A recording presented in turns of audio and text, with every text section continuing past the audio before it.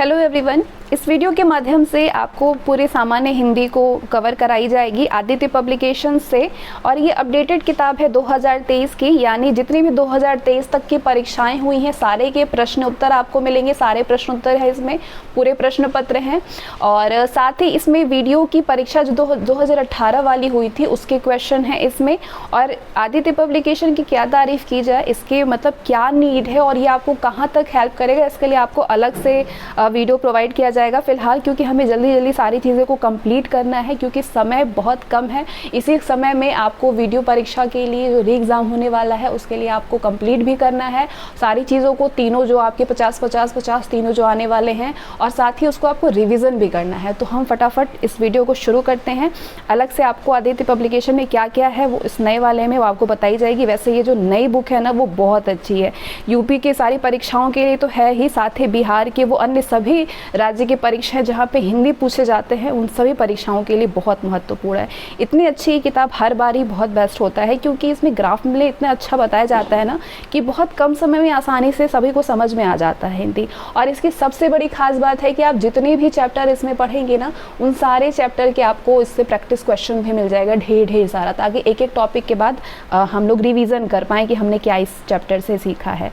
और पहला जो इसमें चैप्टर है हिंदी वर्णमाला व विराम चिन्ह। अब ये जो हिंदी वर्णमाला है इससे ही वीडियो को 2018 में इतने प्रश्न इस टॉपिक से बने थे, बहुत सारे प्रश्न पूछे थे। कौन सा ये स्वर है, कौन सा व्यंजन है, ऊष्म है, आगत है, संयुक्त है, दीर्घ स्वर है, ह्रस्व है, ये बहुत पूछा गया था। तो आज आपका ये जो कन्फ्यूज़न है इससे रिलेटेड, इस टॉपिक से रिलेटेड सारे क्लियर हो जाएंगे, क्योंकि बहुत अच्छे तरीके से इसमें दिया है। और साथ ही मैं अपने माध्यम से बताने का प्रयास भी करूँगी ताकि सारी चीज़ आपको सिंपल समझ में आ जाए। तो हम जानते हैं कि हिंदी वर्णमाला जो है वो आपके 52 हो गए। हिंदी वर्णमाला 52 होते हैं। हिंदी वर्णमाला को दो तरीके से विभाजित किया गया है, एक होता है स्वर और दूसरा होता है व्यंजन। हम जानते हैं कि स्वर कितने प्रकार के होते हैं और व्यंजन कितने प्रकार के होते हैं। स्वर 11 तरीके का होता है और व्यंजन 41 तरीके का होता है, और दोनों को मिला करके हमारा जो हिंदी वर्णमाला जो है वो मिल करके 52 प्रकार के होते हैं। पूछा जाता है कितने स्वर होते हैं, कितने व्यंजन, ये डायरेक्ट प्रश्न यहाँ से बन भी जाता है। तो 11 प्रकार के स्वर होते हैं और व्यंजन कितने होते हैं, 41। ठीक है, 41 से लिखा है, 41 और 11 आपका स्वर होता है। कौन कौन से स्वर होते हैं, तो ये जो है हिंदी वर्णमाला में जो हिंदी ध्वनि है, ध्वनियों को ही वर्ण कहा जाता है। जो ध्वनि निकलती है, जो हम बोल रहे हैं वो वर्ण है। तो दो प्रकार से इसको विभाजित किया गया है, पहला तो स्वर, दूसरा व्यंजन। अब 11 तरीके का स्वर होता है और 41 तरीके का व्यंजन होता है। तो 11 स्वर कौन कौन से होते हैं अभी तुरंत मेरे साथ आप याद कर लीजिए, ताकि दोबारा आपको सिर्फ रिवाइज करने की ज़रूरत पड़े और याद रहे। 11 स्वर होते हैं अ, आ, छोटी ई, बड़ी ई, छोटा ऊ, बड़ा ऊ, री, ए ओ, ओ। 11 स्वर कौन कौन से हैं, अ, आ, ई, बड़ी ई, ऊ, बड़ा ऊ, री, ए ओ। 11 तरीके के होते हैं स्वर। और व्यंजनों की संख्या 41 होती है। अब यहाँ पे कुल व्यंजन की संख्या 39 दिया है, तो आप कंफ्यूज हो रहे होंगे कि 41 होता है, यहाँ पे 39 क्यों दिया हुआ है। तो यहाँ पे 39 इसलिए दिया हुआ है क्योंकि इसमें कुछ चीज़ों को निकाल दिया गया, जैसे पंचम वर्ण में से कुछ शब्द है उसको निकाल करके यहाँ पे कुल व्यंजन की संख्या 39 बताई गई है। मूल व्यंजन कितने होते हैं, मूल व्यंजन की संख्या 33 होती है। ड़ और अंगा को निकाल दिए तो 39 आपका कुल व्यंजन होता है, और वहीं मूल व्यंजन 33 इसलिए होता है क्योंकि इसमें पंचम वर्ण को निकाल करके जो बनता है वो मूल व्यंजन होता है। पंचम वर्ण कौन कौन से होते हैं आपके, ड़ हो गया, य हो गया, ड़ हो गया, जो न साउंड कर रहा है, न हो गया, साथ ही म भी, सारे पंचम वर्ण में आते हैं। इनको निकाल के आपका जो मूल व्यंजन होता है, मूल व्यंजनों की संख्या टोटल 33 होती है। इसके बाद अंतस्थ व्यंजनों की संख्या 4 होती है। स्पर्श छूट गया, स्पर्श व्यंजनों की संख्या 25 होती है। कौन कौन से स्पर्श व्यंजन होते हैं, तो क वर्ग से लेकर के प वर्ग जो होता है वो स्पर्श व्यंजन में आते हैं। ध्यान देने वाली बात है, स्पर्श व्यंजन में क वर्ग से लेकर के प वर्ग आते हैं। क वर्ग यानी कि क, ख, ग, घ, च, छ, ज, झ, ट, ठ, ड, ढ, त, थ, द, ध, प, फ, ब और भ। यानी क का मैंने पूरा बोला, प से लेकर भ बोला। क वर्ग से लेकर के प वर्ग में जितने भी होते हैं वो आपके स्पर्श व्यंजन में आते हैं। इनकी संख्या 25 होती है। अंतस्थ व्यंजनों की संख्या 4 होती है। अंतस्थ व्यंजन कौन कौन से होते हैं? य, र, ल, व। ये चारों अंतस्थ व्यंजन में आते हैं। इनकी संख्या 4 होती है। वहीं ऊष्म व्यंजनों की संख्या 4 होती है। ऊष्म व्यंजन कौन कौन से होते हैं? बड़ा श, षटकोर स, छोटा स और ये ह। ये आपके ऊष्म व्यंजनों की ये हैं चारों। ठीक। वहीं संयुक्त व्यंजनों की संख्या की बात की जाए तो ये भी 4 होते हैं। संयुक्त व्यंजन कौन कौन से होते हैं? क्षत्रिय छ होता है, त्र होता है, ज्ञानी वाला ज्ञ होता है और ये श्रेय वाला श्र। ये चारों छ, त्र, ज्ञ और श्र ये संयुक्त व्यंजन में आते हैं। ये संयुक्त व्यंजन की श्रेणी में आता है। टोटल 4 संयुक्त व्यंजन होते हैं। वहीं उच्छित अथवा उच्छित को ही द्विगुण भी कहा जाता है। द्विगुण व्यंजनों की संख्या 2 होती है। कौन कौन से? ये आपका द्विगुण में आ गया। ठीक है, तो व्यंजन 33 है, स्पर्श 25, अंतस्थ 4, ऊष्म 4 होते हैं। इन सभी को मिलाकर के मूल व्यंजन बनता है। मूल व्यंजन किनको किनको मिलाकर बनता है? स्पर्श, अंतस्थ और ऊष्म को मिलाकर के जो मूल व्यंजन बनते हैं उनकी संख्या 33 होती है। ठीक है, आगे बात करते हैं। मात्रा के आधार पर स्वर के 2 भेद होते हैं। ठीक है, अभी तो आपने जाना कि वर्ण के 2 भेद होते हैं। एक स्वर होता है, दूसरा व्यंजन होता है। स्वर 11 होते हैं। कौन कौन से? अ, आ, छोटी ई, बड़ी ई, ऊ, बड़ा ऊ, री, ए, ओ, और व्यंजन आपके 41 होते हैं। अब स्वर के भी 2 भेद होते हैं। कौन कौन से? एक होता है ह्रस्व अथवा लघु स्वर, एक होता है दीर्घ। आपने हमेशा सुना होगा ह्रस्व स्वर और दीर्घ स्वर, लेकिन इसको ह्रस्व को लघु भी कहा जाता है और दीर्घ को गुरु भी कहा जाता है। ये कंफ्यूज करने के लिए रहता है। ह्रस्व स्वर या दीर्घ मूल स्वर 4 प्रकार के होते हैं। दीर्घ स्वर अथवा गुरु संधि स्वर ये 7 प्रकार के होते हैं। ह्रस्व स्वर जो है वो 4 प्रकार के होते हैं। कौन कौन से ह्रस्व स्वर होते हैं? अ, छोटी ई, छोटा ऊ और री। ह्रस्व स्वर को लघु स्वर कहा जाता है। तो जितने लघु टाइप की चीज़ें हो गई, जो छोटी चीज़ें हो गई, जैसे कि छोटा सिर्फ इसमें आ की मात्रा नहीं है, ओ ए कुछ नहीं है, तो इस तरह ये ज्ञात करने का तरीका है। छोटी ई ये छोटी है, छोटा ऊ भी ऊ है और री तो ये अकेला ही है, तो ये आपका लघु स्वर में अथवा ह्रस्व स्वर में आते हैं। वहीं दीर्घ अथवा गुरु, दीर्घ जो है वो गुरु है, तो ये 7 प्रकार के होते हैं। इसकी संख्या भी बड़ी है, ये है भी दीर्घ। अब इसमें सभी बड़ी बड़ी चीज़ें आएंगी, जैसे अ का आ बड़ा, बड़ी ई, ऊ बड़ा, ए भी आ गया छोटा, ए भी आ गया, ओ भी हो गया, ओ भी हो गया। ये 7 प्रकार के दीर्घ स्वर होते हैं। तो ह्रस्व स्वर 4 प्रकार के होते हैं, दीर्घ स्वर 7 प्रकार के होते हैं। ह्रस्व स्वर में आपके अ, ई, ऊ, री आते हैं और ये दीर्घ लघु स्वर जो है ये मात्रा या फिर उच्चारण काल के आधार पर एक मात्रिक होते हैं। ये याद करने के लिए आपको यहाँ सिंपल कर दिया गया, मतलब जो भी चीज़ एक मात्रिक होती हैं वो आपके ह्रस्व स्वर या फिर दीर्घ स्वर होते हैं। जो द्विमात्रिक होती है, मतलब इनका उच्चारण के लिए जो दीर्घ में आए, द्विमात्र में आए, मतलब 2 जिसमें मात्राएं हों, वो आपके दीर्घ में आ गया। तो अब इतनी चीज़ें काफ़ी हैं आपको समझने के लिए। प्लुप्त स्वर, प्लुप्त स्वर संस्कृत भाषा में होते हैं, हिंदी में नहीं होता है। प्लुप्त स्वर जो है वो संस्कृत में होता है, संस्कृत भाषा में, हिंदी में नहीं होता है। ये स्वर 2 ही प्रकार के होते हैं, एक दीर्घ और एक लघु। ठीक है, अब मात्राएं कितनी प्रकार की होती हैं? तो मात्राएं 10 प्रकार की होती हैं। कौन? एक ये कट वाला एक आ की मात्रा हो गया, छोटी ई, बड़ी ई, छोटा ऊ, बड़ा ऊ, री, ए, ओ। 10 प्रकार की मात्राएं होती है। क्या सीखा आपने? वर्ण को 2 भागों में विभाजित, वर्ण 2 तरीके के होते हैं, एक स्वर होता है, एक व्यंजन होता है। दोनों मिलाकर के वर्णमाला 52 होते हैं, जिसमें स्वर 11 होता है और आपके व्यंजन 41 होता है। मात्राएं 10 होती हैं। आपके स्वर जो हैं उनको भी 2 भागों में विभाजित किया गया है। एक ह्रस्व स्वर होता है, ज़्यादातर ह्रस्व पूछा जाता है, लघु नहीं होता है। ऑप्शन में आपको ज़्यादातर आपको ह्रस्व मिलेगा या दीर्घ मिलेगा। तो स्वर भी दो प्रकार के होते हैं, एक स्वर होता है और ह्रस्व होता है और एक दीर्घ होता है। ह्रस्व स्वर 4 होते हैं, कौन कौन से, जो कि एक मात्रिक होते हैं। एक मात्रा वाले जो हैं वो ह्रस्व में आएगा, जो 2 मात्रा वाले में होंगे वो आपके दीर्घ में आएगा। और हमने जाना कि मात्राएं कितनी होती हैं, तो मात्राएं 10 होती हैं। तो इतनी चीज़ें हमने सीखा है इसमें। और अगर प्लुप्त स्वर पूछे तो प्लुप्त हिंदी में होता ही नहीं है, वो संस्कृत में होता है। अब आइए बात करते हैं द्विमात्रिक के बारे में। द्विमात्रिक को भी 2 भागों में बांटा गया है। कौन कौन से, एक मूल दीर्घ स्वर होता है और एक संयुक्त दीर्घ स्वर। संयुक्त दीर्घ स्वर में आपके कौन कौन से आएंगे और मूल दीर्घ स्वर में कौन कौन से आएंगे। मूल दीर्घ स्वर जो है उसको सजातीय संधि स्वर भी कहते हैं, जो कि 3 प्रकार के होते हैं। और संयुक्त दीर्घ स्वर जो है ये विजातीय संधि स्वर होते हैं, जो कि 4 तरीके के होते हैं। कौन कौन से, ए, ओ। ये विजातीय संधि स्वर हैं जो कि संयुक्त दीर्घ स्वर में आते हैं। और सजातीय में 3 प्रकार के होते हैं। कौन कौन से, अ धन अ, आ हो गया, ई धन ई, बड़े ई हो गया, ऊ धन ऊ, बड़ा ऊ हो गया।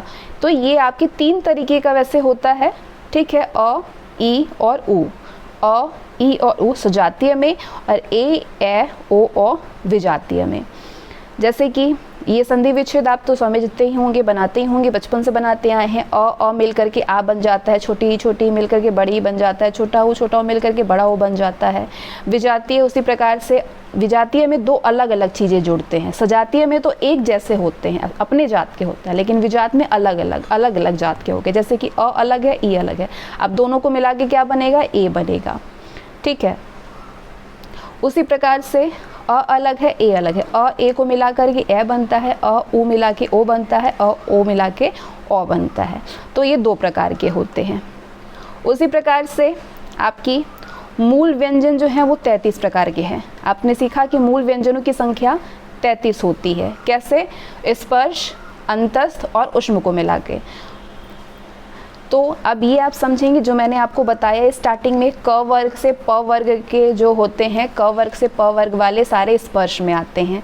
तो अब एक एक करके आप सारी चीज़ों को समझेंगे। ये वर्ग है, ये वर्ण का नाम है, ये व्यंजन वर्ण है, ये संख्याएं हैं, कुछ भी नहीं छूटेगा आपका, एक एक चीज़ कवर होगा, सारी चीज़ें क्लियर हो जाएंगी। कुछ भी आपको ऐसा नहीं लगेगा कि हमको हिंदी में ये चीज़ नहीं आता है। क वर्ग का वर्ण नाम क्या है, कंठ। जो आवाज़ कंठ से आपकी निकल रही है, आप क, जैसे क हम बोलते हैं ना, तो ये कंठ से आवाज़ आ रही है। ख बोल के देखिए आप, कंठ से आवाज़ आ रही है। ग, घ, अंग, ये सब कंठ से आवाज़ निकल रही है। तो जो भी कंठ वाले आवाज़ हैं, जो हमें फील कर हम करते हैं, स्पर्श मतलब आप समझते हैं जो हम फील कर रहे हैं, स्पर्श मतलब हम चीज़ों को छू पा रहे हैं। सिर्फ छूना ही स्पर्श नहीं होता, फील करना भी। जैसे हम क कंठ से फील कर रहे हैं, ये स्पर्श में आता है। और कंठ से जो शब्द हम बोलते हैं वो कौन कौन से शब्द हैं, क, ख, ग, घ और अंग, ये हम कंठ से बोलते हैं, इसलिए इसको कंठ्य बोलते हैं। और क वर्ग में ये आते हैं। कितनी संख्या है इसकी, 5 संख्या है।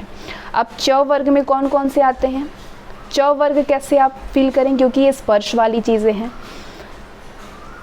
च वर्ग जो तालवे से, जो हमें तलवा आप समझते हैं ना, ऊपर वाला जो तलवा है, जो स्पर्श हमारी जीभ उसको स्पर्श करता है। तो जो भी तालव से ऐसा जो निकलता हमें महसूस हो, वो आपके च वर्ग वाले होते हैं। कौन कौन से तलवे से निकल रहे हैं आपके, तालव से, तलवा पैर का, तलवा नहीं अंदर मुंह का। जैसे च हम ऊपर जीभ करके बोल रहे हैं, छ, ज, झ, य, ये सारी ऊपर तलवे से आवाज़ निकल के आ रही। कितनी इनकी संख्या है, ये भी 5 है सबकी संख्याएं 5। क वर्ग से पर वर्ग सभी 5 है, तो इनको आपको नहीं समझना, ये 5 ही हैं सबके। अब ट वर्ग में कैसे आप इसको याद रखेंगे, ट वर्ग वाले को, तो जो भी शब्द, जो भी वर्ड जो है वो मूर्धन्य से निकल रही है, जैसे ट, उ, ड, ड, ड़, ये सब मूर्धन्य से निकलती है। अब दंत से कौन कौन से निकलते हैं वर्ड, जो त वर्ग वाले हैं वो दंत से निकलते हैं, प वर्ग वाले होठ से महसूस होते हैं हमें निकलता हुआ। दंत से कौन सा, जैसे त, ये दांत से फील कर पा रहे हैं हम, थ, द, ध, न। और होस्ट से क्या क्या फील कर पा रहे हैं हम, ओट्स से जो प वर्ग वाले, प, फ, ये हम अपने होठ पे फील कर रहे हैं, ब, भ और म। ठीक है, तो ये तरीका होता है। अब आगे हम बात करते हैं अयोग्य वर्णों की संख्या। अयोग्य मतलब जो अंग और अह से, दो तरीके का ये होता है, दो प्रकार के होता है अयोग्य, अंग और अह। इसको एक प्रकार से आप कह सकते हैं अनुस्वार, अनुनासिक, विसर्ग, ठीक है, या फिर आगत ध्वनियाँ जो होती हैं चंद्रबिंदी वाली। लेकिन यहाँ सिर्फ दो बात हो रही है, क्योंकि अयोग्य की बात हो रही है अंग और अह के बारे में। अयोग्य में आपका ये हिंदी की वर्णमाला के अनुसार अनुस्वार यानी कि जो ऊपर, जैसे हम अ लिख के ऊपर लिख दिए, ठीक है, जैसे हम पंखा बोलते हैं ना, तो प के ऊपर जो ये लग गया बिंदी, तो ये अनुस्वार होता है। क्या होता है? अनुस्वार होता है। वहीं आपके जो अ के ऊपर चंद्र बिंदी ऐसा लग जाता है उसको अनुनासिक बोलते हैं। क्या बोलते हैं? अनुनासिक। और अ के बाद ये अह की मात्रा लग गई, यानी मतलब ऐसे जो अह की मात्रा किसी में लग गई तो वो आपका विसर्ग में आता है। अंग अनुस्वार, अ के ऊपर चंद्र अनुनासिक और अह विसर्ग में आता है। और वहीं आगत ध्वनि किस में आएगा? आगत ध्वनि जो है वो चंद्र बिंदी पे आता है, या तो ऊपर बिंदी लगे या तो किसी अक्षर के, जैसे ये कभी नीचे आप देखते हैं यहाँ लग जाता है, या फिर जौ में यहाँ लग जाता है ये बिंदी, ये आपकी आगत ध्वनिया में आती हैं। ठीक है, तो क्या इसमें दिया है? अयोगवाद हिंदी वर्णमाला के अनुसार जो ऊपर बिंदी है तथा विसर्ग अब अह की मात्रा को अ का आधार लेकर के अंग तथा अह के रूप में दिखाया जाता है। वस्तुतः ये स्वर ध्वनियाँ तो है नहीं, अच्छा मतलब ये स्वर जो है वो ध्वनियाँ नहीं है, ये परंपरागत ढंग से इन्हें स्वरों में गिनाया जाता है, ये ध्वनि नहीं है, ये इनको मतलब स्वर में गिनाया जाता है। संस्कृत व्याकरणों ने इन्हें अयोग वाह कहा है। ठीक है, ये स्वर में ध्वनि में नहीं आएगा, स्वर ध्वनि में ये आपके परंपरागत ढंग से केवल इसको स्वरों में गिना जाता है। और अनुस्वार और विसर्ग दोनों स्वर भी हैं और व्यंजन भी। अनुस्वार और विसर्ग दोनों स्वर्ग भी हैं, स्वर भी हैं और व्यंजन भी। क्या है अनुस्वार? मैंने आपको बताया, अनुस्वार जो ऊपर की मात्रा, और विसर्ग क्या बताया? जो अ के ऊपर ऐसे लग गया। ये दोनों ही स्वर भी हैं और व्यंजन भी है। जैसे कि आचार्य किशोर दास वाजपेयी इन्हें अयोगवाह कहते हैं। अनुस्वार और विसर्ग को आचार्य किशोर दास वाजपेयी अयोगवाह कहते हैं। जो योग न होने पर साथ रहे उन्हें अयोगवाह कहते हैं। अयोगवाह मतलब क्या होता है? जो योग ना होने पर साथ रहे। ठीक है, आगे बढ़ते हैं। ये आपने पढ़ा मूल व्यंजनों की संख्या कितनी है? 33 है। मैंने दोनों तरफ कंप्लीट करते चल रही हूँ ताकि फिर नीचे से ऊपर ना आना पड़े। तो एक एक करके हम इन सारे को समझेंगे। ये चारों ये जो पॉइंट सारे हम पढ़े हैं ना, कितने प्रकार के होते हैं व्यंजन। जैसे कि आपने 11 स्वर तो जान लिया, अब हमें 41 व्यंजनों के बारे में भी तो जाननी है, जिसमें हम व्यंजन और मूल व्यंजन, स्पर्श व्यंजन, अंतस्थ व्यंजन, ऊष्म व्यंजन, संयुक्त व्यंजन और द्विगुण व्यंजन, इनके बारे में एक एक करके जानेंगे। मूल व्यंजन 33 होते हैं, आप समझ गए हैं। अब स्पर्श व्यंजनों की संख्या कितनी आप जाने हैं? 25 जाने हैं। कौन कौन से होते हैं? जो क वर्ग से प वर्ग वाले होते हैं। तो अंतस्थ और ऊष्म। अंतस्थ कौन कौन से होते हैं? मैंने आपको बताया था, य र ल व 4 प्रकार के होते हैं, और ऊष्म भी 4 प्रकार के होते हैं, बड़ा श, षटकोर स, छोटा स और ह। मूल व्यंजनों की संख्या 33 होती हैं। संयुक्त व्यंजन 4 प्रकार के होते हैं, क्षत्रिय छ, त्र, ज्ञानी ज्ञ और श। और द्विगुण व्यंजन 2 तरीके के होते हैं। कौन कौन से? ड़ और ड। तो कुल मिलाकर के व्यंजनों की संख्या 39 होती है। ठीक है, इस हिसाब से। लेकिन हिंदी वर्णमाला में कुल वर्णों की संख्या कितनी होती हैं? 52 होती हैं। मूल स्वर की संख्या 11 प्लस अयोगवाह वर्णों की संख्या 2 और व्यंजनों की संख्या 39, टोटल मिलाकर के 52 वर्ण। आगे समझेंगे हम स्वर की परिभाषा क्या होती है। तो जिन वर्णों का उच्चारण बिना कोई अवरोध के तथा बिना किसी दूसरे वर्ण की सहायता से होता है उन्हें स्वर कहते हैं। जिन वर्णों का जो उच्चारण हो वो बिना किसी अवरोध के हो या बिना किसी दूसरे वर्ण की सहायता के हो, उनको स्वर कहते हैं। हिंदी में स्वर कौन कौन से हैं होते हैं आपके? जैसे कि मैं आपको बता दूं कि हिंदी में स्वर आपके अ, आ, ई, छोटी ई, छोटा ओ, बड़ी ई, छोटा ओ, बड़ा ओ, री, ए, मतलब पूरा अ से लेकर के औ तक, अह नहीं, औ तक, अ से लेकर के औ तक, ये आपके हिंदी में ये स्वर होते हैं। कितने प्रकार के, मतलब कुल मिलाकर के 11 स्वर होते हैं। ठीक है, तो ये वर्गीकरण है स्वरों का। तो पहले हम स्वर देख लें, उसके बाद हम हिंदी स्वरों का वर्गीकरण और उसका उच्चारण देखेंगे, किस तरीके से क्या किया जाता है। स्वरों की परिभाषा आप समझ गए, जो भी जिन वर्णों का उच्चारण बिना किसी अवरोध के किया या फिर बिना किसी दूसरे वर्ण की मदद के हो, वो स्वर होते हैं।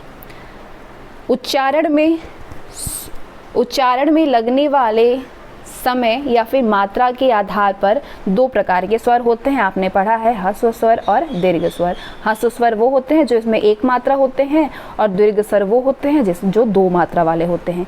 जिन स्वरों के उच्चारण में कम से कम समय लगता है उन्हें ह्रस्व स्वर। ये भी तरीका है कि जिनके उच्चारण से अ हमने तुरंत बोल दिया, अ हमने तुरंत बोल दिया। ठीक है, तो ये आपके और नहीं, और छोटी ई फट से बोल दिया, ऊ बोल दिया, तो ये जिनके उच्चारण में हमें कम समय लग रहा है या 1 मात्रा दिख रहा है वो आपके ह्रस्व स्वर होते हैं। और जिनके उच्चारण में ज़्यादा समय लगता हो उन्हें दीर्घ स्वर बोलते हैं। ये आपके 7 होते हैं, ये आपके 4 होते हैं। एकदम इतनी बार दे दिया गया है कि आपको एकदम अच्छे से याद हो जाएगा सारी चीज़। तो स्वरों का वर्गीकरण हम जान रहे थे। पहला तो हमने जाना उच्चारण में लगने वाले समय के आधार पर स्वर 2 प्रकार के होते हैं, एक ह्रस्व स्वर, दूसरा दीर्घ स्वर। दूसरा रचना, संरचना, बनावट, निर्माण, व्युत्पत्ति के आधार पर स्वर कौन कौन से होते हैं। एक मूल स्वर होता है जिसको जड़ स्वर, नैसर्गिक स्वर या बीजाक्षर स्वर कहते हैं। मूल स्वर हम अक्सर देखते हैं कि हमें ऑप्शन में मूल स्वर दिखता है, इसको जड़ स्वर, नैसर्गिक स्वर, बीजाक्षर स्वर भी कहते हैं। और दूसरा संधि स्वर, जिसे कृत्रिम स्वर भी कहा जाता है अथवा बनावटी स्वर भी, जिसको खुद बनाया गया, जैसे संधि विच्छेद हम करते हैं ना, वो एक बनावटी संधि उस हो गया।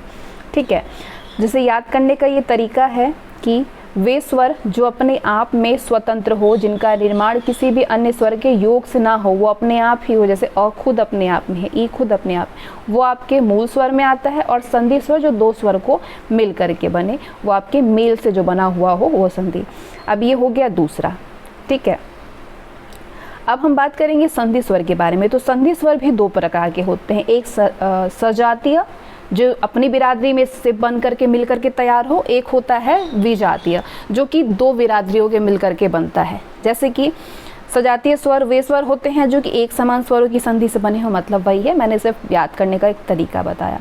जैसे अ और अ दोनों एक ही बिरादरी के हैं और दोनों मिल करके आ बन गए, ई भी मिल गए, बड़ी ई बन गया, छोटा ओ मिल गया, बड़ा ओ मिल गया, तो ये एक तरीके के शब्द से मिल करके बना।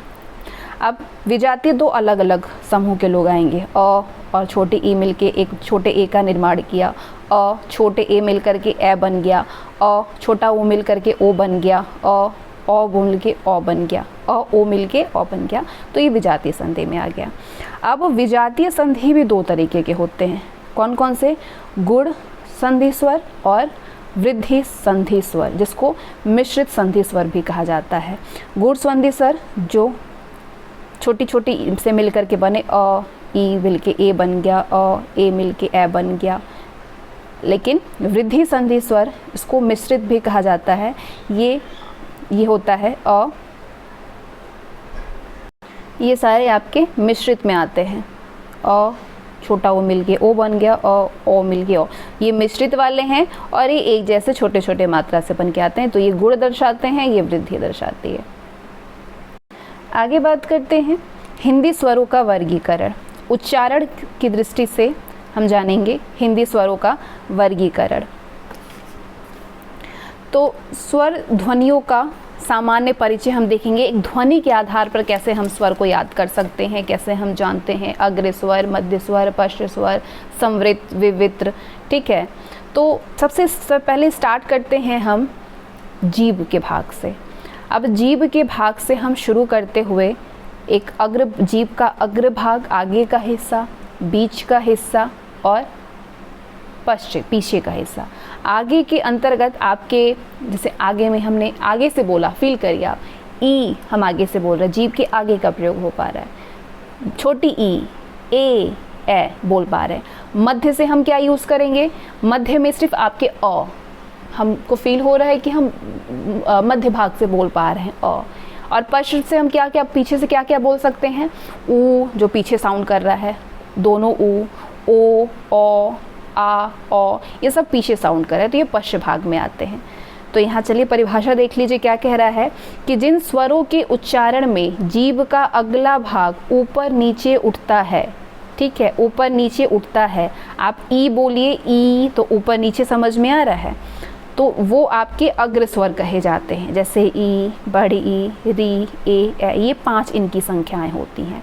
मध्य भाग की बात करें तो हिंदी में अ, सिर्फ ए, मैंने बताया अ स्वर केंद्रीय स्वर होते हैं, ये केंद्र से फील होता है हमें जीवा के।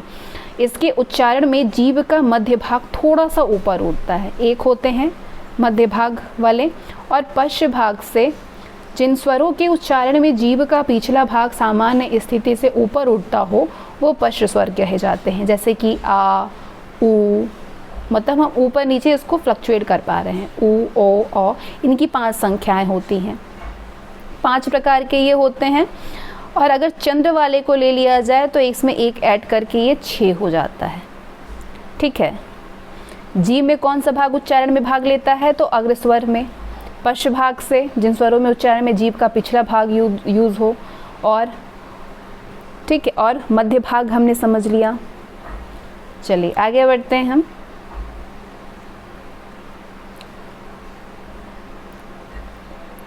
इन्हें भी थोड़ा सा जान लीजिए।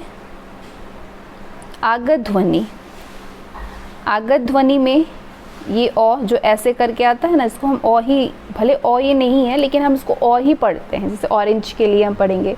तो ये अंग्रेजी भाषा के जो शब्द देवनागरी में संयुक्त देवनागरी लिपि में प्रयुक्त हुई है उनमें इस ध्वनि का प्रयोग बहुतायत होता है। जो देवनागरी लिपि में इनका प्रयोग होता है वो वहाँ पे होते हैं, तो इसलिए इस ध्वनि को पश्च स्वर के अंतर्गत रखा गया है। देखा आपने कि एक इसमें ऐड हो गया, ऐसे तो 5 ही है केवल, अ, आ, उ, ओ, औ, लेकिन इसमें एक इस अ को भी ले लिया जाता है, ठीक है। हिंदी में स्वरों की संख्या 11 होती है, देवनागरी लिपि व संस्कृत भाषा में स्वरों की संख्या 13 होती है। ध्यान रखिएगा, देवनागरी लिपि व संस्कृत भाषा में स्वरों की संख्या 13 होती है। और कैसे वो 13 हो गई, वैसे तो आपने 11 जाना था, लेकिन हाँ इसमें री और ये री और ली को जोड़ दिया जाता है तो वो 13 बन गए। अब हिंदी में शुद्ध स्वरों की संख्या कितनी होती है, तो 10 होती हैं। हिंदी में शुद्ध स्वर अगर पूछे, ऐसे तो आप कहेंगे स्वर 11 होते हैं, लेकिन वही ध्यान दीजिएगा, अगर पूछे कि हिंदी में कितनी होती हैं तो 10 होती हैं। री का वर्तमान उच्चारण ये र हो गया, तो इसका वर्तमान उच्चारण क्या है, र और धन ई मिलकर के री बनाएगा। हिंदी में ये क्या हो गया, री हो गया। अब ये वर्तमान में ये री का प्रयोग होने लगा है और इसका उच्चारण करते समय जीवा जो है वो मूर्धा को स्पर्श करती है, तो इसीलिए हिंदी में शुद्ध स्वर नहीं है। अब आपने जाना कि 11 स्वर होते हैं, लेकिन आपने जाना कि हिंदी में सिर्फ 10 ही स्वर होते हैं जो शुद्ध स्वर की बात करें तो एक कहाँ गया, तो एक जो है आपने यहाँ जाना कि री, र और ई मिल करके अब इसका ऐसे प्रयोग होने लगा है, तो इसीलिए ये क्या कर रहा है, ये मूर्धा को स्पर्श करती है, तो ये शुद्ध नहीं है, ये हिंदी में शुद्ध स्वर नहीं है, इसलिए इसको हिंदी में शुद्ध स्वर की श्रेणी में नहीं रखा गया है, इसलिए 10 संख्याएं केवल होती हैं, ठीक है। आगे जीभ के भाग के आधार पर, जीभ के भाग के आधार पर हम जानेंगे इसको। जीभ के भाग के आधार पर कहने का तात्पर्य ये है कि मुख के किस मात्रा में खुलता है या बंद होता है, इस आधार पे हम जानेंगे। जैसे कि संवृत्त स्वर, अर्ध संवृत्त स्वर, अर्ध विवृत स्वर, विवृत स्वर और स्वरों की संख्या। संवृत्त स्वर कितने हैं, अग्रभाग में ई और री है, मध्य भाग में नहीं होते हैं ये, क्योंकि मध्य भाग में सिर्फ अ ही होता है, ठीक है, सिर्फ एक। पश्च भाग में कौन कौन से हैं संवृत्त स्वर वाले, छोटा ऊ और बड़ा ऊ। इनकी संख्या अगर टोटल बात करें मुखाकृति के आधार पर संवृत्त स्वर 4 होते हैं, अर्ध संवृत्त स्वर 2 होते हैं। कौन कौन से, ए और ओ, ठीक है। अर्ध विवृत स्वर कितने होते हैं, 4 होते हैं। कौन कौन से, ए, अ, ओ, ओ और ये चंद्र वाला ओ, ठीक है, 4 होते हैं। विवृत स्वर होते हैं अग्रभाग में एक भी नहीं, मध्य में तो पॉसिबल ही नहीं है, और पश्च भाग में आ होते हैं, यानी एक ही होता है। तो टोटल मुखाकृति के आधार पर स्वरों की संख्या 5 अग्रभाग में, 1 मध्य भाग में और 6 पश्च भाग में होते हैं। अब चलिए हम समझते हैं संवृत स्वर और विवृत स्वर क्या होता है। तो मुख के खुलने के आधार पर 4 प्रकार के आपने पढ़ा ना। कौन कौन से पढ़ा? एक तो आपने संवृत पढ़ा, अर्ध संवृत पढ़ा, विवृत पढ़ा, अर्ध विवृत पढ़ा, ठीक है। तो ये चारों तरीके का हम जानेंगे। संवृत स्वर वो जिन स्वरों के उच्चारण में हमारा जो मुख है वो सबसे कम खुलता है, वो संवृत स्वर की श्रेणी में आते हैं। चलिए मैं आपको इस ग्राफ के ज़रिए ही यहाँ पे समझा दूँ, अदरवाइज आप सिर्फ एक्सप्लेनेशन देखेंगे तो नहीं समझ पाएंगे। संवृत स्वर वो स्वर होता है जो जिनके उच्चारण के समय, जो बोलते समय हमारा मुख बहुत कम खुलता है। जैसे कि ई हमने बोला, बड़ी वाली ई बोला जो हमने, उसके लिए हमारा मुख बहुत कम खुला। जो बड़ा ऊ हमने बोला उसमें हमारा मुख बहुत कम खुला। तो इसीलिए अग्र और हमारी छोटी ऊ, और अब आप ये नहीं कह सकते हैं कि क्या बड़ी ई में कम खुलता है तो छोटी ई में ज़्यादा खुलता होगा, क्या? नहीं, पूरे ई, री, ऊ, ये जो जाति के लोग हैं इनके बोलने के समय हमारा मुख बहुत कम खुलता है। तो अब छोटी ई, बड़ी ई और री वो किस भाग में आते हैं? वो हमारे अग्र भाग में आते हैं, और छोटा ऊ और बड़ा ऊ पश्च भाग में आते हैं। तो इन दोनों का प्रयोग सबसे कम मुख खुलने के में होता है, तो ये संवृत स्वर की श्रेणी में आते हैं। अब बताइए कि अर्ध संवृत स्वर क्या होता है? तो अर्ध संवृत स्वर कुछ अधिक खुलता है। जब बोलते हैं तो ये संवृत की स्थिति से, जहाँ तक संवृत की बात है, जैसे ई से तो थोड़ा ज़्यादा ही खुलेगा।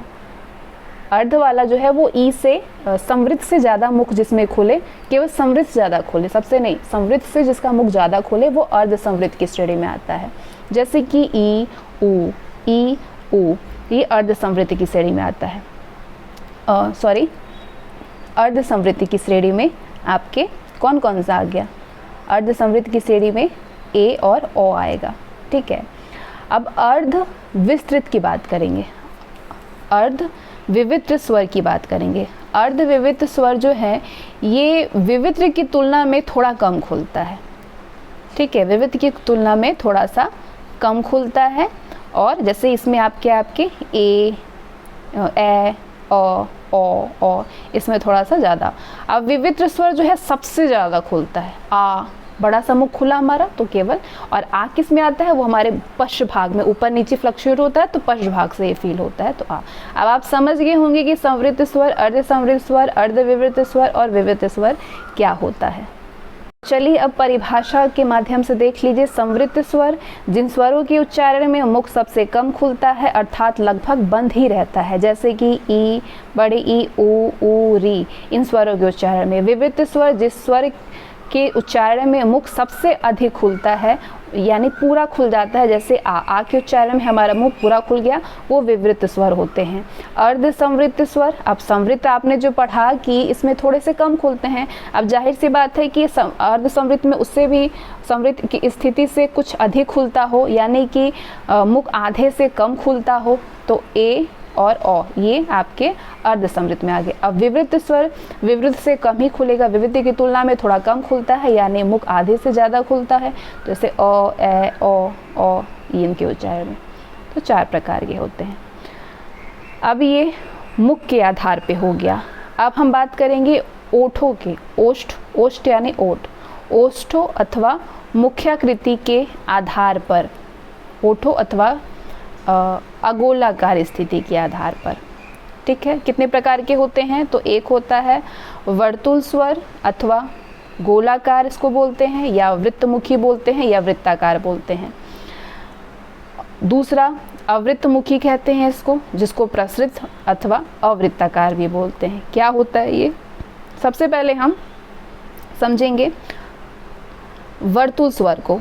वर्तुल स्वर जिसको कि होठों का गोलाकार होना कह सकते हैं आप, अगोलाकार स्थिति के आधार पर कह सकते हैं आप, तो ये जो है जिन स्वरों के उच्चारण में हमारा जो होठ है, आपके इसी से समझ में आ रहा होगा, जिन स्वरों के उच्चारण में हमारा होठ जो है वो गोल वृत्ताकार हो जाता है, जैसे कि ओ, ऊ, औ, आ, ये सब बोलने की टाइम में थोड़ा सा गोलाकार फील कर रहे हैं हम ना, तो ये आपके वर्तुल में आता है। वर्तुल यानी गोलाकार में आता है। तो इनकी संख्या कितनी है? 4 होती है। वे स्वर जिनका उच्चारण करते समय ओष्ठ गोल हो अर्थात वृत्त जैसी आकृति ग्रहण कर लेते हैं वो होते हैं वर्तुल स्वर। 4 होते हैं ये। अब अवृत्तमुखी जिसको कि अवृत्ताकार भी बोलते हैं, ये क्या होता है? तो जो भी स्वर हम बोलते हैं उसके उच्चारण में हमारा होठ जो है वो गोल वृत्ता नहीं होकर के पूरा फैल जाए, गोल नहीं होता है, फैल जाता है। जैसे हम अ बोल रहे हैं, आ बोल रहे हैं, फिर भी हमारा मुंह थोड़ा सा ज़्यादा खुल जा रहा है, ई बोल रहे हैं, फिर भी हमारा मुंह थोड़ा फैल रहा है, ए बोल रहे हैं तो फैल रहा है। तो जितने भी समय जिनका उच्चारण करते समय ओष्ठ गोल नहीं होते हैं बल्कि वो फैल जाते हैं, वो सारे अवृत्तमुखी में आते हैं, यानी 6 अ, आ, ई, ए, ये सारे आपके अवृत्त भाषा में आते हैं। बचा री। री क्या है? री अर्धवृत्ताकार स्वर है। री क्या है? एक अर्धवृत्ताकार स्वर है, तो ये वृत्ता में आएगा ही नहीं। तो चलिए उच्चारण के आधार पर हम समझते हैं। उच्चारण के आधार पर स्वरों के 6 भेद होते हैं। कितने भेद होते हैं? 6 भेद होते हैं। स्वरों के पारस्परिक अंतर भी आप इसको कह सकते हैं। कितने होते हैं? 6 होते हैं। अ, आ, ई, किस में आएगा ये? कंठ स्वर। अब मैंने आपको बताया कि किसके किसके आधार पे उच्चारण, जैसे कंठ के आधार पे हम फील करते हैं, तलवे के आधार पे, मूर्धन्य के आधार पर, ओठ के आधार पे, कंठ तालव जो होता है, कंठ के ऊपर जो तलवा टाइप में होता है, कंठोष्ठ स्वर, ये सारे स्वर के प्रकार हैं। ये 6 प्रकार के होते हैं। अब किसके अंतर्गत क्या आता है? कंठ स्वर जो अ, आ होते हैं वो कंठ स्वर होते हैं। तालव्य स्वर ई, मूर्धन्य स्वर री, ओष्ठ स्वर ओ, ऊ, कंठ तलव स्वर ए, कंठोष्ठ स्वर ओ और औ। अयोगवाह ध्वनियाँ, वो ध्वनियाँ जिनका किसी वर्ण से योग नहीं बनता है वो अयोगवाह ध्वनियाँ होते हैं। तो कौन कौन से? अंग, अह, ये अयोगवाह हैं, जैसे कंपन, पुनः इस बना सकते हैं इससे। तो ये 2 जो होते हैं एक ये अयोगवाह में आते हैं। अयोगवाह को चलिए समझते हैं हम। अयोगवाह में कौन कौन से आते हैं? आपके अनुस्वार होता है, विसर्ग होता है। अंग जो है वो अनुस्वार है, अह जो है वो विसर्ग है। उच्चारण स्थान इसका नासिका होता है और इसका कंठ, मतलब इस कंठ में होता है, इससे कंठ में फील करते हैं, वो सारे अह में आते हैं उच्चारण के आधार पर अयोगवाह में। इसको संस्कृत भाषा में काकल्य कहते हैं। घोषत्व का अंग है सघोष और अह भी सघोष होता है। प्राणत्व में ये अल्प प्राण में आएगा और ये महाप्राण में आएगा। उच्चारण के आधार पर अयोगवाह में अंग, री, ण, न, म, ये सारे पंचम उच्चारण में आते हैं। ये तो जो ऊपर बिंदी लगे होते हैं वो अनुस्वार होता है, जैसे बंदर, कंधा, संग। जब किसी वर्ण का उच्चारण करते समय हवा केवल नाक से निकलती है तब उसे प्रकट करने के लिए शिरोरेखा के ऊपर बिंदु का चिन्ह लगाया जाता है, इसे ही अनुस्वार कहते हैं, जैसे बंदर, कंधा, संग, लंगर आदि। पंचम वर्ण के स्थान पर अनुस्वार का प्रयोग बिंदु ऊपर के रूप में, ये प्रयोग बिंदु इसमें किया जाता है, पंचम वर्ण में किया जाता है। पंचम वर्ण कौन कौन से होते हैं? मैंने आपको बताया है, म, ड़, य, ड़, न, ये सारे पंचम वर्ण आते हैं, ठीक है। और शब्दों में अनुस्वार के बाद जो व्यंजन लगा हो, शब्दों में अनुस्वार के बाद जो व्यंजन लगा हो, उसी वर्ग के पंचम वर्ण को अनुस्वार के रूप में बोला या फिर लिखा जाता है। अनुस्वार के बाद जो व्यंजन लगा हो शब्द में, उसी वर्ग के पंचम वर्ण को अनुस्वार के रूप में बोला या फिर लिखा जाता है, जैसे कम वर्ग, क वर्ग में, त वर्ग में, प वर्ग में, च वर्ग और ट वर्ग में। प वर्ग में आपके सबसे अधिक इधर किधर कौन सा आया? क वर्ग में तो आपके क से लेकर आप घ बोलते हैं, घ के बाद अंगा बोलते हैं ना, तो ये आपका बिंदी ऊपर लग गया। अब त वर्ग में पंथ, पंथ में न आ गया। प वर्ग में च तक होता है ना, तो ये आपका च के चंपक में म आ गया। च वर्ग में चंचल में ई, ट वर्ग में ड़ आता है। कहने का तात्पर्य ये है कि क से अंग तक जाता है। त वर्ग में आपके त, थ, द, ध फिर न होता है। प वर्ग में प, फ, ब, भ फिर म आता है। च वर्ग में आपके च, छ, ज, झ फिर य आता है। ट वर्ग में ट, ठ, ड, ड़ और ड़ आता है। तो ये ऊपर बिंदी आए, ठीक है। अब अनुनासिक की बात करेंगे तो अनुनासिक में चंद्र बिंदी ऊपर लगता है, ये वाली। जब किसी वर्ण का उच्चारण करते समय हवा नाक और मुख दोनों से निकलती है।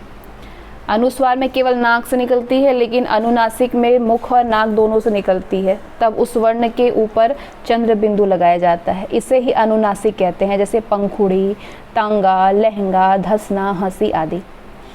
जब शिरोरेखा के ऊपर कोई मात्रा ना हो तब चंद्र बिंदु का प्रयोग किया जाता है। जब शिरोरेखा के ऊपर भी कोई मात्रा ना हो तब भी किया जाता है, जैसे अन्यथा बिंदु अंग का प्रयोग किया जाता है, ये न का प्रयोग किया जाता है, जैसे यहीं या कहाँ, कहीं, ठीक है। जब मात्रा लगी है तो हम बिंदी केवल लगा के काम चला दिए, लेकिन मात्रा नहीं लगी है तो हम चंद्र बिंदी लगा दिए। और विसर्ग आपके अह का मात्रा, अह क्या है, ये विसर्ग है।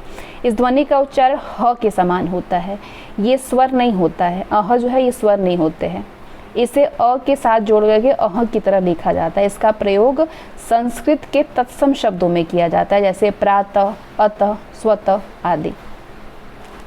आगे यहाँ कह रहा है कि इन्हें भी जान लीजिए। हिंदी वर्णमाला में उच्चारण स्थान के आधार पर ये क्रम है। अब आप समझ ही गए हैं, कंठ से कौन सा निकलता है, कंठोष से कौन सा निकलता है। अ, आ ये कंठ वाले शब्द हैं, तालव्य वाले ई है, ओष्ठ वाले उ वाले शब्द है, री मूर्धन्य में आता है, ए के अंतर्गत जो भी है वो कंठ तालव्य में आते हैं, और ओ वाले जो हैं वो कंठोष्ठ में आते हैं। हिंदी वर्णमाला में वर्णोक्रम ये है। सजातीय स्वर अ, आ, ई, बड़ी ई, छोटा ऊ, बड़ा ऊ, और विजातीय स्वर री, ए, ओ और ओ। अब ये कुछ इंपॉर्टेंट पॉइंट दिए गए हैं स्वर से रिलेटेड, इसको आप ज़रूर से याद रखिए। स्वर स्वतः उच्चारित होते हैं, यानी इनके उच्चारण में अन्य किसी ध्वनि की सहायता नहीं लेनी पड़ती है। री का प्रयोग केवल तत्सम शब्दों में होता है, अतः इसे तत्सम स्वर कहते हैं। और शेष स्वर तत्सम व तद्भव दोनों होते हैं। औ अंग्रेजी से हिंदी में आया हुआ है और ग्रहण कर लिया गया है, तो इसलिए इसे आगत या गृहीत स्वर कहते हैं। ये आ तथा ओ के बीच की ध्वनि है। स्वरों के उच्चारण में श्वास की मात्रा कम लगती है, इसलिए सभी स्वर अल्प प्राण होते हैं, ठीक है। स्वरों का उच्चारण करते समय स्वर तंत्रियों में कंपन होता है, इसलिए सभी स्वर घोष अथवा सघोष होते हैं। स्वर ध्वनियों के अंतर्गत कोई भी ध्वनि दंत्य ध्वनि नहीं है। अयोग व ध्वनियों का प्रयोग मुख्यतः तत्सम शब्दों में होता है। विसर्ग हमेशा तत्सम होता है। आगे बढ़ते हैं। ये सारे एग्जामिनेशन दिया है कि किन किन एग्जामिनेशन में ये पूछे जाते हैं। अब इनसे संबंधित चलिए स्वर ध्वनियाँ हम देखते हैं। स्वर ध्वनियों से संबंधित विविध परीक्षाओं में पूछे गए प्रश्न किन किन परीक्षाओं में वो आप देख सकते हैं। पेट में, यूपीट्रिपलएससी में, यूपीपीसीएस में, टेट में, कौन कौन से केवी में, सभी परीक्षाओं में पूछे गए। यहाँ पे बिहार कांस्टेबल, यूकेएसएससी, एमपीएसआई सब में पूछा गया है। तो हिंदी के सारे परीक्षाओं के प्रश्न अब आपको और क्या चाहिए तैयारी करने के लिए। हिंदी में अब चलिए देख लीजिए कैसे कैसे प्रश्न पूछा गया था। हिंदी में ध्वनि कितने प्रकार की होती हैं, तो हिंदी में ध्वनि दो प्रकार की होती हैं, एक स्वर होता है, दूसरा व्यंजन। वर्णमाला में स्पर्श व्यंजनों की संख्या कितनी होती है? 25। एक से अधिक वर्णों के मेल को क्या कहते हैं? अक्षर। हिंदी वर्णमाला में व्यंजनों की संख्या कितनी है? 33। भाषा की सार्थक लघुत्तम इकाई किसे माना जाता है? शब्द को माना जाता है। नेक्स्ट है लिपि चिन्हों के क्रमबद्ध समूहों को क्या कहते हैं? वर्णमाला। जिनका उच्चारण स्वतंत्रता से होता है और जो व्यंजन के उच्चारण में सहायक होते हैं उन्हें क्या कहते हैं? स्वर। हिंदी भाषा में ह्रस्व स्वरों की संख्या कितनी है? 4। दीर्घ स्वर कौन सा होता है? आ दीर्घ स्वर में आते हैं। दीर्घ स्वर कौन सा है? ई भी दीर्घ स्वर है, ये ऑप्शन दिया होगा, आंसर केवल यहाँ दिए गए है पॉइंट वाइज। कौन सा मूल दीर्घ स्वर है? तो आ, बड़ी ई और बड़ा ओ, ये मूल दीर्घ स्वर हैं। नेक्स्ट, अनुस्वार तत्सम व तद्भव दोनों हो सकता है। अनुस्वार तत्सम और तद्भव दोनों ही हो सकते हैं। छोटी ई, बड़ी ई और री ये स्त्रीलिंग वर्ण है। ई, बड़ी ई और री ये स्त्रीलिंग वर्ण है। पूछा जाए कौन सा वर्ण है तो ये स्त्रीलिंग वर्ण है। ऑप्शन दे दिया जाए कि इसमें से ऑप्शन में से कौन सा स्त्रीलिंग वर्ण है, तो आप कहेंगे या तो बड़ी ई लिखा होगा तो बड़ी ई, या री या ई को। अब प्लुप्त स्वर के बारे में तो आप जानते हैं कि हिंदी में इनका कोई काम नहीं है। प्लुप्त स्वर संस्कृत भाषा में होते हैं, हिंदी में नहीं होता है। तो विविध परीक्षाओं में बार बार ये पूछे गए हैं।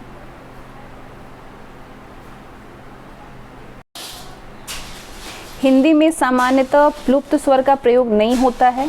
वैदिक भाषा एवं नाटक आदि का संवाद लिखते समय या पुकारने के संदर्भ में प्रयोग होता है प्लुप्त स्वर का। प्लुप्त स्वर के उच्चारण में दीर्घ स्वर से प्लुप्त स्वर के उच्चारण में दीर्घ स्वर से भी अधिक समय लगता है। मात्रा के आधार पर हिंदी में किसी भी स्वर के उच्चारण में ह्रस्व का तिगुना समय लगे उसे प्लुप्त स्वर कहते हैं, जिसका कोई भी चिन्ह नहीं होता है। इसके लिए 3 का अंक लगाया जाता है। जैसे ये आप देखते हैं संस्कृत में ये प्लुप्त स्वर आते हैं। ओम ऐसे करने के लिए इसमें बहुत समय लगता है, ये प्लुप्त स्वर होते हैं। ठीक है, किस स्वर के उच्चारण में दीर्घ स्वर से भी अधिक समय लगता है, तो आप कहेंगे प्लुप्त स्वर के उच्चारण में दीर्घ स्वर से भी अधिक समय लगता है। जीभ के भाग के आधार पर कौन सा भेद इसके अंतर्गत आएगा, तो अग्र स्वर, मध्य स्वर और पश्च स्वर 3 होते हैं। मध्य स्वर किसे कहते हैं? अ को। अ मध्य स्वर में आएगा। भाषा विज्ञान की दृष्टि से बड़ा ऊ किस प्रकार का स्वर है? बड़ा ऊ पश्च संवृत है। अर्धवृत्त विवृत स्वर कौन सा है? ए है। संयुक्त स्वर है ए, ओ, औ।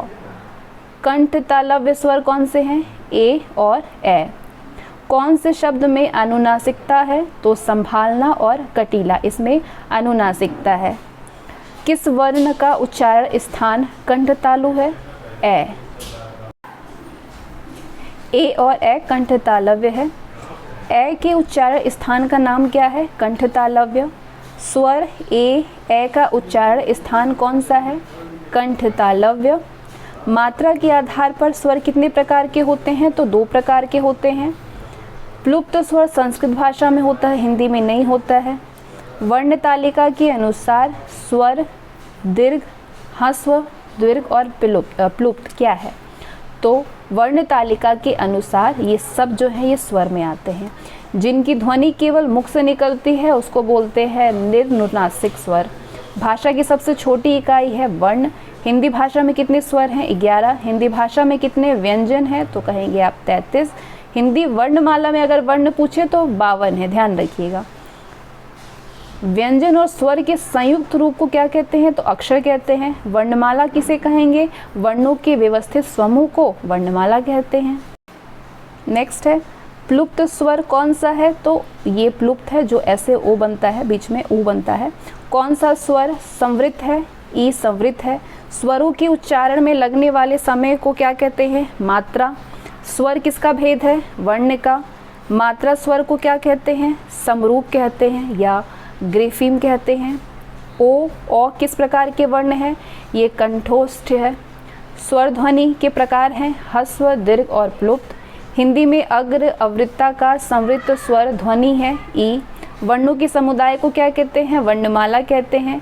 हिंदी भाषा में कुल कितने व्यंजन हैं? 33 हैं। शब्द की सबसे छोटी इकाई क्या कहलाती है? वर्ण। ए और ए का उच्चारण स्थान क्या है? कंठ तालव्य। अब देखते हैं व्यंजन ध्वनियाँ। व्यंजन क्या होता है? तो वे ध्वनियाँ जिनका उच्चारण करते समय मुख से बाहर निकलने वाली हवा को मुखांगों की बाधा का सामना करना पड़ता है, यानी मुखांग परस्पर स्पर्श करते हैं, उन्हें व्यंजन कहते हैं। स्पर्श करने को व्यंजन कहते हैं। व्यंजन स्वरों की सहायता से उच्चारित होते हैं, यानी कि बिना स्वरों के इनका उच्चारण असंभव है, तो इसमें स्वर जरूर होंगे। हिंदी में 33 व्यंजन है। क वर्ग में ये 5, च वर्ग में 5, ट वर्ग में 5, त में 5, प में 5, अंतस्थ में 4 होते हैं, ऊष्म में 4 होते हैं, तो व्यंजनों की संख्या टोटल 33 होती है। तो चलिए अब हम समझते हैं व्यंजनों को। उच्चारण के आधार पर व्यंजन 7 होते हैं। कौन कौन से? एक कंठव्य व्यंजन होता है जो कि क, ख, ग, घ ये सारे ह तक आते हैं। तालव्य व्यंजन च, छ, ज, झ, य, य, श। मूर्धन्य व्यंजन ट, ठ, ड, ढ़, र, र, श। दंत व्यंजन त, थ, द, ध और न, ल, स। ये आपके दंत व्यंजन हैं। अब ये न, ल, स, न, ल, स ये संस्कृत भाषा में वर्तस्य व्यंजन होते हैं। वर्तस्य व्यंजन होते हैं न, ल और स। हिंदी भाषा में आकर के ये दंत हो गए हैं। संस्कृत में ये वत्सर हैं, लेकिन हिंदी में आकर ये दंत हो गए हैं। तो परीक्षा में इन ध्वनियों को पूछे गए विकल्पों के आधार पर आप आंसर देंगे। दंत या वत्स्य अगर दोनों आए तो वत्स्य को ही चुनिएगा, क्योंकि ये ज़्यादा सही होगा। अगर दोनों ऑप्शन में दिया हो, ध्यान देने योग्य बात है, अगर दोनों दिया हो तो आप इसमें दोनों में से जो राइट होगा, जो जिनका ज़्यादा भार होगा वो वत्स्य है, तो ये सही होगा। तो 7 प्रकार के होते हैं, 4 हमने जान लिया। 5वां होस्ट व्यंजन जो प, फ, ब, भ, म ये होस्ट में आते हैं। नासिक के व्यंजन में ण, य, ड़ जो न साउंड कर रहा है वो नासिक के व्यंजन में आते हैं। ठीक है।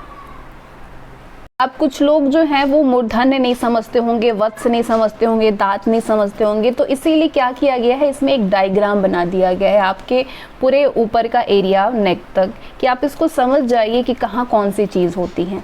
तो इससे तो आप भली भांति परिचित होंगे कि ये मूर्धा है। शायद आप नहीं भी परिचित होंगे। मूर्धा कौन सा है? ये मूर्धा, यहाँ से जो चीज़ साउंड कर रही है ऊपर तलवे में इधर, वो मूर्धा है। ये कठोर तालु है, ये एकदम कठोर, ये कंठ से जो निकल के आता है ये मूर्धा होता है, और जो यहाँ सबसे हमारे जो जीभ के ऊपर फील होता है ये कठोर तालु है। अब ये जो होठ की ऊपर यहाँ पे आता है वो वत्स है। ये जो दांत है और इधर होठ, समझ रहे हैं आप, जीभ जो निकल गया, जीवा हमारी, तो आप समझ ही गए होंगे। कोमल तालु पीछे की तरफ है। ठीक है। और ये आपके, अब कंठ से बात करेंगे तो ये स्वर तंत्र यहाँ से निकलता है, स्वर तंत्र जहाँ से स्वर निकलता है, तो ये श्वास नली है। और ये आपका जो है क्या है, ये संघर्षी या जिसको काकल्य बोलते हैं, जहाँ से हम ह बोल पाते हैं, ह साउंड निकलता है ना, ह वो साउंड, इसको आप जैसे कह दी कोबा, कोबा यहाँ से आ रहा है ना। ठीक है। श्वास नली समझ गए आप, जीव समझ गए, वत्स समझ गए आप, कठोर तालु समझ गए, कोमल तालु आप समझ गए। कोमल तालु कौन सा होता है? ये कोमल तालु है, ध्यान दीजिएगा। ठीक है।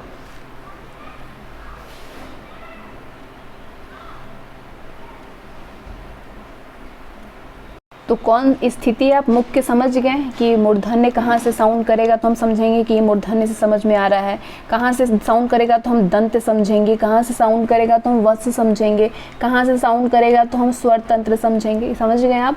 तो चलिए अब शुरू किया जाए आगे का। ये कंठ, और अब तो आप एक छोटे छोटे पार्ट में आप समझ गए। अब 2-2 पार्ट को मिला करके भी हम बहुत सारी चीज़ें बोलते हैं कि आप हिंदी में, हम इतना हिंदी बोलते हैं लेकिन क्या हम जानते हैं कि किन किन चीज़ों को मिला करके हम चीज़ें बोल पा रहे हैं? तो चलिए समझिए। जो अंग हम बोलते हैं, अंग कंठ और नासिक को मिल करके बना है। नासिक के आप समझ रहे हैं कहाँ पे है? नासिक के जो है ये आपका पीछे का, आइए देख लीजिए यहाँ पे नासिक के कौन सा है। यहाँ पे तो दिया ही नहीं है नासिक क्या। कंठ और नासिक को मिला करके बनता है इधर नाक के पास में, तो इसीलिए हम इसको अंगा बोलते हैं, अंगा।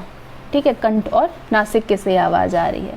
तालव्य और नासिक से य निकलता है। और मूर्धन्य, मूर्धन्य आप समझ रहे कहाँ पे है? जो हमारे ऊपर का, सबसे ऊपर के तलवे से जो निकल के आ रहे हैं वो मूर्धन्य। मूर्धन्य और नासिक से मिल करके अंगड़ा बन रहा है। न दंत और नासिक से मिलके, और म ओष्ठ और नासिक से मिलके। इन वर्णों, द्विस्थानी वर्ण कहते हैं इन वर्णों को। हिंदी में इनकी संख्या 5 होती है। और 7वां होता है दंतोष्ठ व्यंजन। दंतोष्ठ व्यंजन व। तो ये हम जीभ के आधार पे बात किए। अब प्राणत्व के आधार पे व्यंजन की बात करेंगे प्राणत्व के आधार पर व्यंजन दो प्रकार के होते हैं, एक अल्प प्राण होता है, एक महाप्राण होता है। प्राण का अर्थ वायु होता है, यहाँ प्राण का अर्थ वायु से है। इनके उच्चारण में फेफड़ों से बाहर निकलने वाली वायु की मात्रा कम होती है, तो उसको अल्प प्राण कहते हैं। प्रत्येक वर्ग में प्रथम, तृतीय, पंचम वर्ण तथा य, र, ल, व यानी कि अंतस्थ वर्ण होते हैं। प्रत्येक वर्ग के प्रथम, तृतीय और पंचम वर्ण और साथ ही अंतस्थ वर्ण, यानी कुल मिलाकर के अल्प प्राण में कितने व्यंजन? 19 व्यंजन आते हैं। महाप्राण की बात करें तो इनके उच्चारण में फेफड़ों से बाहर निकलने वाली वायु की मात्रा अल्प प्राण से अधिक होती है।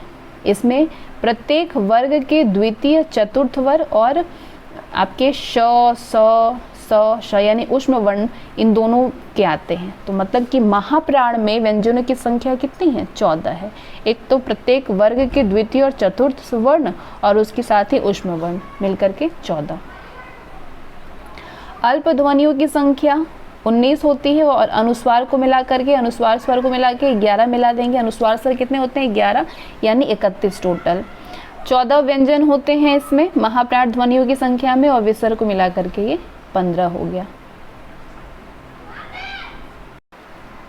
आगे समझते हैं अल्प प्राण और दीर्घ प्राण में, जो अभी हम प्रथम वर्ग, द्वितीय वर्ग, पंचम वर्ग पढ़े हैं उनके बारे में। अल्प प्राण में जो प्रथम, तृतीय और पंचम वर्ग को मिला करके और साथ ही इसमें क्या जाना आपने? अंतस्थ वर्ण दोनों को मिला के होते हैं 19। तो प्रथम, तृतीय और पंचम वर्ग कौन कौन से हैं? क प्रथम, तृतीय ग और पंचम ड़, यानी टोटल अल्प प्राण में 3 होते हैं, महाप्राण में 2 होते हैं, द्वितीय और चतुर्थ वाले। अल्प प्राण में च, तृतीय में ज, पंचम में य, टोटल 3 हो गया। और महाप्राण में ये छ और ज 2 होते हैं। अल्प प्राण में ट, ड, ड़ 3 होते हैं, द्वितीय महाप्राण में 2 होते हैं। अल्प प्राण में प्रथम द, द्वितीय तृतीय, द्वितीय को छोड़ करके द्वितीय में आपका थ आ गया, और तृतीय द, पंचम न, चतुर्थ ध। तृतीय, द्वितीय और चतुर्थ वाले महाप्राण में आते हैं, और प्रथम, तृतीय और पंचम वाला आता है आपका अल्प प्राण में। तो य, र, ल, व ये 4 अंतस्थ वर्ण प्लस अनुस्वार 1, टोटल 11 स्वर हो गया। और कुल ध्वनियाँ कितनी होती हैं? 31 हो गई। वहीं श, स उष्म वर्ण को मिला करके उष्म वर्ण 4 होते हैं, 1 विसर्ग, कुल ध्वनियाँ 15 होती हैं। तो अब हम वर्गीकरण देख रहे हैं किसके आधार पर? अब घोष, नाद, गूंज, झंकार, कंपन के आधार पर व्यंजन की बात करेंगे। तो ये 2 प्रकार के होते हैं, घोष और सघोष। अघोष और सघोष या घोष। अघोष यानी कि जिन ध्वनियों के उच्चारण में स्वर तंत्रियों में कंपन नहीं होता है, स्वर तंत्रियों में कंपन नहीं होता है, वो अघोष होता है। और प्रत्येक वर्ग के पंचम और द्वितीय वर्ण होते हैं, प्रत्येक वर्ग के, जैसे प्रथम क और द्वितीय ख हो गया। तो प्रत्येक वर्ग के जैसे श, स, ये अघोष हो गया। वहीं सघोष की बात करें तो इन ध्वनियों के उच्चारण में स्वतंत्रियों में कंपन होता है, इसमें नहीं होता है कंपन, इसमें कंपन होता है। प्रत्येक वर्ग के तृतीय, चतुर्थ और पंचम वर्ण इसमें आते हैं, और साथ ही य, र, ल, व, ह, अंग और अह होता है। ये सभी स्वर हैं, सघोष में आएंगे। अघोष ध्वनियों की संख्या 13 होती है, 13 व्यंजन इसमें होते हैं अघोष ध्वनियों में, और कुल ध्वनियों की संख्या इसमें कितनी हो गई? 13 हो गई। तो और घोष ध्वनियों की संख्या कितना हो गया? 20, और अनुस्वार को ले लेंगे, विसर्ग ले लेंगे और 11 स्वर ले लेंगे, टोटल मिला करके 33 होते हैं। अघोष व्यंजन कौन कौन से हो गए? प्रथम आपने जाना, किसी भी वर्ग के, प्रत्येक वर्ग के प्रथम, द्वितीय और वहीं सघोष में तृतीय, चतुर्थ और पंचम में आते हैं।